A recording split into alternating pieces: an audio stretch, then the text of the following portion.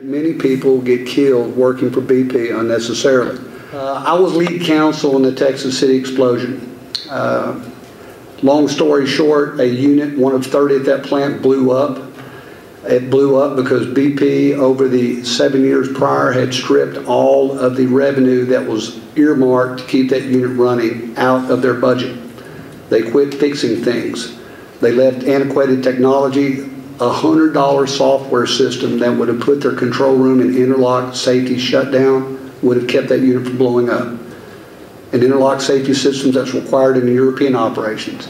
This unit didn't even have a flare on it. I think anybody grows up anywhere near a refinery sees flares. This unit was 50 years old, and they were able to grandfather in and avoid the utilization of a flare.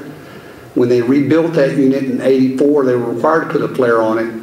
And they lied to the TCQ, which is our state EPA, and said it went to a flare. And that way they were able to get their flex permits to allow them to emit a larger quantity of the cancer-causing agents that come out from upsets in their unit into the community.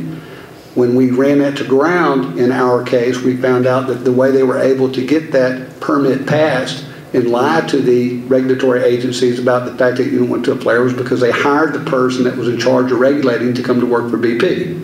And when we had the pleasure of deposing him, he was sitting there with his criminal counsel.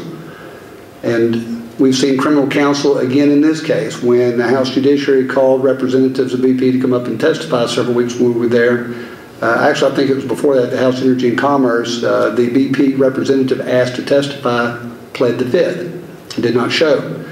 That is the level of culpability that we have with BP. I have some documents today that we can show you.